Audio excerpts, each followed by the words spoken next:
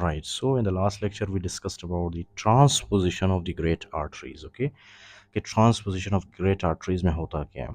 So obviously, what happens here? Among the more common cyanotic congenital heart conditions, in newborns, the aorta arises from the right ventricle anterior, okay, and the pulmonary trunk arises from the left ventricle posterior. So that will lead to the separation of the pulmonary and systemic circulation. This is something very obvious in the last lecture we discussed. Okay, for example normally क्या होता है, ये जो हमारे पास pulmonary artery होता है इसको कहाँ से निकलना चाहिए, राइट? नॉर्मली इसको कहाँ से निकलना चाहिए पल्मोनरी आर्टरी को? हमारे राइट वेंट्रिकल से. ओके, राइट वेंट्रिकल से फिर ये ब्लड जाता है हमारे लंग्स में. Understood now? This is normal. लेकिन ट्रांसपोजिशन ऑफ ग्रेट आर्टरीज में क्या होता है कि ये जो हमारे पास पल्मोनरी सर्कुलेशन है, राइट, ये कहाँ से निकल रहा है? ये हमारे लेफ्ट वेंट्रिकल से निकल रहा है. Okay, fine. तो ये क्या है? ये एबनॉर्मेलिटी है, राइट? और हमारे पास ये जो एओर्टा है, एओर्टा नॉर्मली लेफ्ट वेंट्रिकल से निकलता है, लेकिन यहाँ पे एओर्टा कहाँ से निकल रहा है? हमारे राइट वेंट्रिकल से. तो ये सारा डीऑक्सीजनेटेड ब्लड हमारे पूरी को डीऑक्सीजनेटेड ब्लड सप्लाई कर रहा है ये. Okay, fine.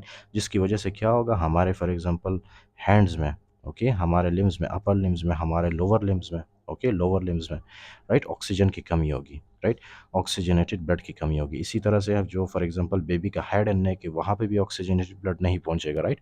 So there will be reduction in the oxygenated blood. And क्या होगा? There will be extreme cyanosis in the baby. Okay, extreme cyanosis होगा बेबी के अपर लिम में, बेबी के लोअर लिम में, राइट, इसी तरह उसके हेड एंड नेक में, सारी जगहों पे, राइट, क्या होगा? Extreme cyanosis. एक साइनोसिस का मतलब है bluish discolouration of the skin. Okay, fine. किस वजह से होता है? Due to reduce level of the oxygen. Okay, तो सेपरेशन होता है पल्मोनरी एंड सिस्टमिक सर्कुलेशन का, which we discussed. Life is incompatible unless shunt is present to allow mixing of blood, जैसे कि वीएसटी, पीडीए या तो फिर पेटेंट फोरामेन ओवल. अच्छा, इसका क्या मतलब है? Listen very carefully. अगर फॉर एग्जांपल इन केस, अब जाहिर सी बात है, हमने डिस्कस किया कि ये दोनों सर्कुलेशन, पल्मोनरी और सिस्टमिक सर्कुलेशन, दोनों क्या है? यहाँ पे सेपरेटेड है, राइट? ओके, जो मतलब नॉर्मली इनको सेपरेटेड नहीं होना चाहिए, राइट? तो अब क्या है कि यहाँ पे जितना भी ऑक्सीजनेटेड ब्लड बनता है ना हमारे लेफ्ट वेंट्रिकल में, वो ऑक्सीजनेटेड ब्लड जाता है हमारे पल्मोनरी सर्कुलेशन में, राइट, इस तरह से.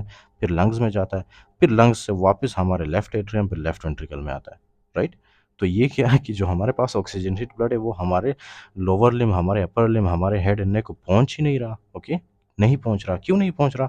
क्योंकि यहाँ से ब्लड जाता है हमारे पल्मोनरी सर्कुलेशन में, फिर लंग में, ओके, फिर लंग्स से ये वापस आता है हमारे लेफ्ट एट्रियम, फिर लेफ्ट वेंट्रिकल से. फिर यही साइकिल रिपीट होता जाता है, रिपीट होता जाता है, और हमारे जो lower limb, upper limb, head and neck है, किसी को भी ऑक्सीजन नहीं मिलता, ऑक्सीजनेटेड ब्लड, राइट. ओके, तब क्या है कि इन सच केसेस, अगर फॉर एग्जांपल यहाँ पे राइट, पल्मोनरी आर्टरी के दौर, पल्मोनरी आर्टरी और एओर्टा के दरमियान, राइट, यहाँ पे अगर हम लोग एक शंट बनाए या तो फिर एक रास्ता बनाए, तो क्या होगा? इस रास्ते से हमें एक फ़ायदा होगा.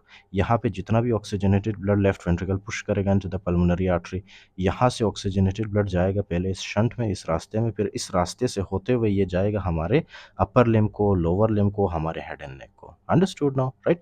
तो इस तरह से ये शंट क्या है हमारे पास? Patent foramen ovale, right? ये हमें फ़ायदा दे सकता है. Understood now, right? इसी तरह से फॉर एग्जांपल अगर ये वाला शंट ना हो प्रेजेंट, अगर यहाँ पे एक शंट प्रेजेंट हो, राइट, यहाँ पे वेंट्रिकुलर सेप्टल डिफेक्ट अगर प्रेजेंट हो इस फॉर एग्जांपल इन्फेंट के अंदर, राइट, तो क्या होगा? लेफ्ट वेंट्रिकल में जितना भी ऑक्सीजनेटेड ब्लड आएगा वो हमारे राइट वेंट्रिकल में आएगा, फिर राइट वेंट्रिकल से ऑक्सीजनेटेड ब्लड जाएगा हमारे एओर्टा में, फिर एओर्टा से ये हमारे पूरी बॉडी को ऑक्सीजनेटेड ब्लड सप्लाई करेगा. ओके, इसी तरह से यहाँ पे दो एट्रिया के बीच में जो एक इस तरह से सुराख होता है, that is called atrial septal defect, तो वो भी अच्छा है. क्यों? क्योंकि यहाँ पे जितना ऑक्सीजनेटेड ब्लड आता है हमारे लंग्स से, फिर वही ऑक्सीजनेटेड ब्लड थोड़ा सा नीचे जाता है और कुछ ऑक्सीजनेटेड ब्लड हमारे राइट एट्रियम में, फिर राइट वेंट्रिकल में, फिर यहाँ से एओर्टा के अंदर जाता है, और हमारे upper limb, lower limb, head and neck को ऑक्सीजनेटेड ब्लड सप्लाई होता है, राइट. तो इसमें ये बताया. Understood now? उसके बाद है patent ductus arteriosus alone is usually not sufficient to allow adequate mixing of blood. तो ये पेटेंट डक्टस आर्टेरियोसस अलोन काफ़ी नहीं होता है. Okay, risk factors include mother with pre existing diabetes and rarely DiGeorge syndrome. तो mother के अंदर for example अगर डायबिटीज़ हो या तो फिर DiGeorge syndrome, that may translate into the transposition of the great artery in the infant. Okay, right. ये तो हो गया आपके पास, राइट, इसका आधा. Now listen to the next part, this is very important. Okay, इसको थोड़ा सा पीछे कर देता हूँ. Okay, so listen up. History में जब आपके पास फॉर एग्जांपल हिस्ट्री चेक करते हैं तो फिर फिजिकल एग्जामिनेशन करते हैं, उसमें क्या मिलता है आपको, listen very carefully. Transposition of the great arteries typically presents with in the first hours after birth. इसका मतलब क्या है, let me explain for you. ये जो पेशेंट्स होते हैं, ये जो इन्फेंट्स होते हैं, राइट, ये जैसे ही पैदा होते हैं, okay, uh few hours after the birth इनके अंदर आप जो है एक साइनोटिक चेंजेस आप देखोगे, राइट। इनके पूरी बॉडी के अंदर जो है क्या होगा, एक बहुत ही एक्सट्रीम साइनोसिस, इनके बॉडी में जो है आपको severe type of cyanosis, bluish discolouration of the skin मिलेगा आपको, ओके, विच इंडिकेट्स के इस पेशेंट को या इस इन्फेंट को ट्रांसपोजिशन ऑफ ग्रेट आर्टरी है, ओके फाइन। तो आपको हेल्प करेगा। It is not affected by exertion और सप्लीमेंटल ऑक्सीजन यूज़। नॉर्मली क्या होता है, जब baby for example exertion stop करता है, मतलब अपनी एक्टिविटी हाथ हिलाना पाँव हिलाना छोड़ देता है, तो उसके बाद उसकी हालत ठीक हो जाती है, राइट, ओके। कुछ ऐसे कंडीशंस हैं, ओके। उसके अलावा अगर फॉर एग्जांपल कभी कभी क्या होता है, जब हम बेबी को या इन्फेंट को ऑक्सीजन सप्लाई करते हो, तो ऑक्सीजन सप्लाई के बाद उसका जो साइनोसिस है वो ठीक हो जाता है, ओके, उसका जो ब्लूइश कलर स्किन है वो ठीक हो जाता है। लेकिन ट्रांसपोजिशन ऑफ ग्रेट आर्टरीज में आपने एक्सर्शन भी नहीं दिया है बेबी को, और ऑक्सीजन सप्लाई भी दी है अच्छा खासा, राइट, फिर भी बेबी जो है ठीक नहीं हो रहा, उसका साइनोसिस ठीक नहीं हो रहा, राइट। तो ये हमें क्या करता है, ये हमें डायग्नोसिस में हेल्प करता है कि इस बेबी को ट्रांसपोजिशन ऑफ ग्रेट आर्टरीज हो सकता है, right. So we were discussing about the yes, it is not affected by exertion or supplemental oxygen use, right, we discussed till here। उसके बाद हमने कहा था कि reverse differential cyanosis higher post ductal saturation than pre-ductal saturation may be seen if left ventricular outflow tract obstruction, example coarctation, aortic stenosis is also present, right। इसका मतलब ये, right, reverse differential cyanosis में क्या होता है कि ये जो आपके पास है, यहाँ से ब्लड पंप होता है, okay, into the pulmonary artery, फिर पल्मोनरी आर्टरी से ये ब्लड जाता है हमारे कहाँ पे, हमारे पेटन डक्टस आर्टीरियोसिस में, राइट। फिर पेटन डक्टस आर्टीरियोसिस से ये ब्लड जाता है राइट साइड, ओके। अगर फॉर एग्जांपल यहाँ पे लिसन, ओके, अगर यहाँ पे कोई कॉर्कटेशन या तो फिर कोई नैरोइंग वगैरह प्रेजेंट है एओर्टा के अंदर, अगर यहाँ पे एक नैरोइंग प्रेजेंट है, राइट, तो जाहिर सी बात है हमारे यहाँ से, हमारे एओर्टा से, डिसेंडिंग एओर्टा से ब्लड इस तरफ नहीं आ पाएगा, राइट।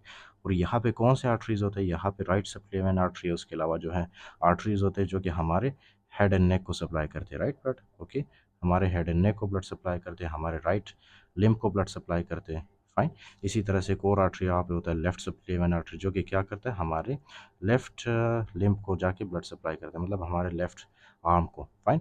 तो ये जो आर्टरीज है यहाँ पे ब्लड नहीं आएगी, जब यहाँ पे ब्लड नहीं आती है तो जाहिर सी बात है that will, what happens then, these blood obviously that this will go into the descending aorta, मतलब यहाँ से ये जाएगा हमारे लोअर लिम्ब को सप्लाई करेगा, ओके।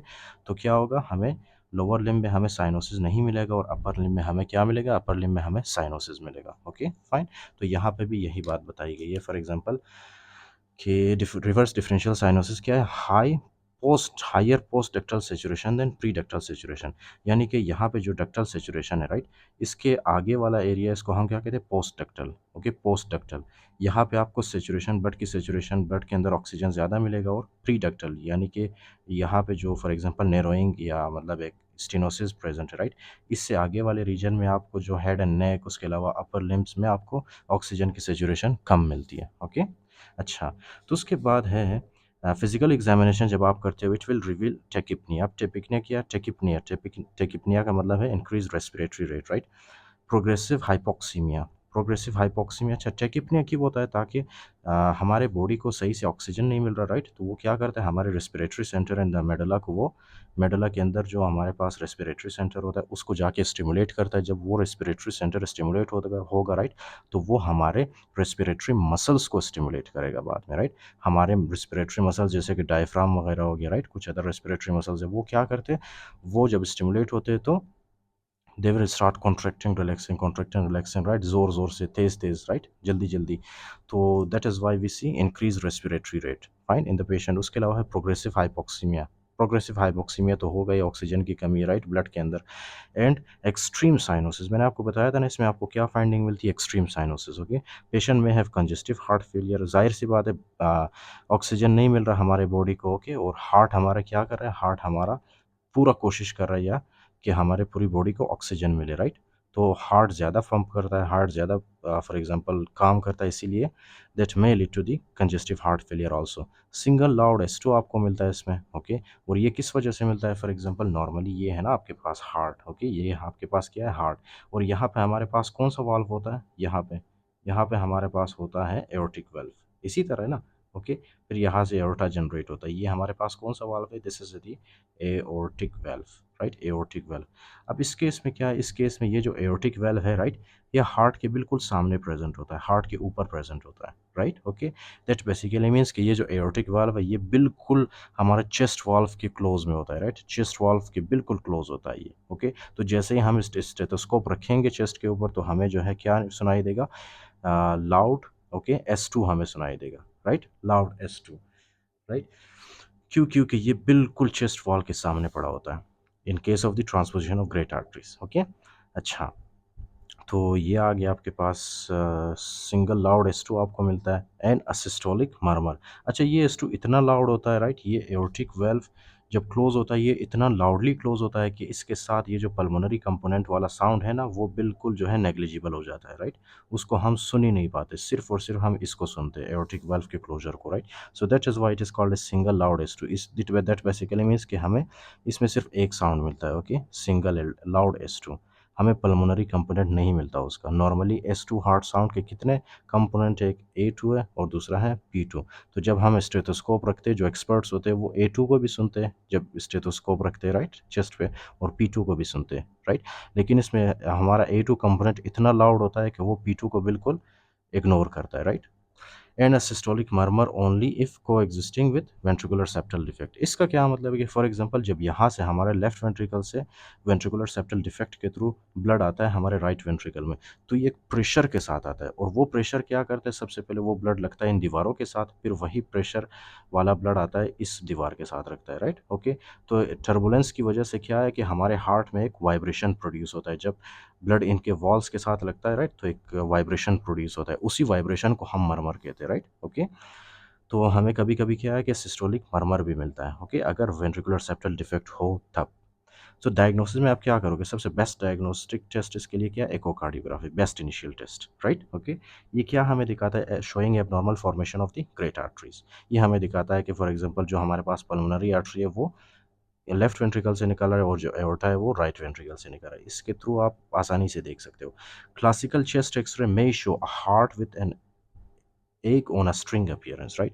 तो इसके लिए मैं आपको दिखाता हूँ। फॉर एग्जांपल ये है आपके पास एक अंडा, राइट, ओके। अब इस अंडे के ऊपर आपने क्या करना है? एक धागा बांधना है इस तरह से, ओके, राइट। इस तरह से आप क्या करते हो? एक धागा बांधते हो, फाइन। इसके गिर्द आप एक धागा बांधते हो, ओके, और धागे को आप ऊपर से पकड़ते हो इस तरह से, ओके, आप ऊपर से पकड़ते हो। तो वो किस तरह से दिखेगा आपको? For example this is an egg और यहाँ पे एक धागा है उसके साथ, राइट। तो इसको हम क्या कहेंगे? इसको हम कहते हैं egg on a string appearance, fine. ये हमें चेस्ट एक्सरे में मिलता है, understood. So this is must, you must remember this, okay. ये सर्जरी में भी है, मतलब ये एमसीक्यूज में आपसे पूछ सकते हो डेफिनेटली। बेस्ट इनिशियल ट्रीटमेंट क्या है इसमें? Intravenous prostaglandin E1 to maintain or open the patent ductus arteriosus, right. तो आपने क्या करना है? ये जो पेटर्न डक्टस आर्टेरियोसस है, ये रास्ता, राइट, इसको आपने खोले रखना है। आप इसको कैसे खोल के रखते हो? जाहिर सी बात है, you will give to the infant prostaglandin E1 आप देते हो, राइट। कुछ दिनों के लिए प्रोस्टाग्लैंडिन E1 देते हो आप, ओके, ताकि बेबी का हार्ट थोड़ा सा ग्रो कर जाए। ग्रो करने के बाद जब उसका हार्ट फॉर एग्जांपल ऑपरेशन के काबिल होगा, राइट, उसके बाद फिर आप सर्जरी परफॉर्म करोगे, ओके। सी और open the pendant ductus arteriosus to allow some time for growth for a more successful surgical outcome, right। तो जब वो होगा उसके बाद आप क्या करोगे? मोस्ट डेफिनेटिव ट्रीटमेंट क्या है इसका? Surgical correction, arterial switch operation. मतलब क्या करोगे आप? ये जो एओर्टा है इसको आप लेफ्ट वेंट्रिकल के साथ अटैच करोगे, राइट, और ये जो हमारे पास है पल्मोनरी आर्टरी इसको आप राइट वेंट्रिकल के साथ अटैच करोगे। That is the treatment of the transposition of great arteries.